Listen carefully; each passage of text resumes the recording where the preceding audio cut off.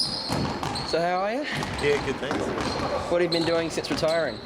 I've been keeping busy. I've been doing a bit of property development, doing a bit of stuff for the 36ers, been doing some personal training, and we do a internet TV show on Friday nights as well, so it's been keeping me pretty busy. Are there any second thoughts about retiring? No, my body's made that very clear that it's not up to it anymore. If you cut me off at the waist, I'd be alright, but the calves certainly can't go. What was the highlight of your whole career? I think for me growing up was always to play for the Olympics, so to make 3 Olympics, they're all very special, and then I guess the next thing down from that for the NBL perspective was to win a couple of championships. And you're keeping track of the 36ers? I am. I've been out to a couple of their sessions and they're looking pretty good. They've got a good young team and I think they'll do pretty well. Could you tell us something that no one knows about you? Not really, no. Do you think the 36ers are title contenders? I think it's going to be tough. I think with a couple of teams folding, I think the teams are very even this year. So I think you can pretty much throw a blanket over all the teams. Some of the favourites early on, like the Melbourne Tigers, have suffered quite a few injuries.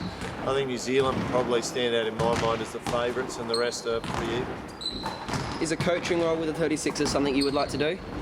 Not at this stage. After playing so long, I wanted to have a couple of years off. So a couple of years off, get away from the game and have some weekends free for a little while, and then probably reassess it after a couple of years and see if I want to get back into it. Which of your former teammates would you like to pay out and why? Probably Martin Catalini. We always had a running gag at each other. I would always pay him at his big nose, so anytime I can get in a big nose joke about Martin Catalini is good. What is your biggest fear? Probably 2 things. Heights is one thing, so when I get up pretty high I'm not that comfortable, and sharks in the water. Anytime in the water, constantly looking around for sharks, so they're my 2 biggest ones. If Axel Dench became an NBL coach, would he be a Wookiee coach? His first year he'd be a Wookiee coach. Yeah, he would be an interesting coach, that's for sure. Who's the greatest basketball ever in your eyes? Oh, Jordan revolutionised the sport. I think the guys at the moment are dominating. I think LeBron James stands alone at the moment as the best player, and Kobe's right up there with him. So those 2 stand out at the moment. But Jordan revolutionised the sport, and my heroes when I was growing up were Larry Bird and Magic Johnson. They were 2 guys that I loved to watch.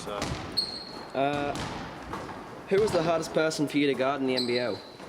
Definitely Andrew Gaze. He averaged over 30 points for his whole entire career. His whole offence was structured around him getting the ball to score, and he was always looking to score, so they're the toughest players to guard, and he was by far the best offensive player that we've produced. In a movie about your life, who would play you? I would probably think probably David Schwimmer from Friends. I've been told I look a bit like him, or Jerry Seinfeld possibly. Who's the worst player you've ever had to sit next to on a plane trip?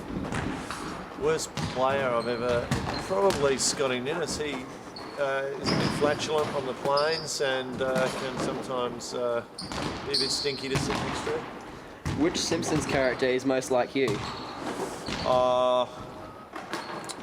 I've been called Milhouse before a couple of times, but I don't know why. I would like to think it was Bart, but I think probably Milhouse. Thanks very much for your time, Brett Maher. Yeah, not a problem. Actually.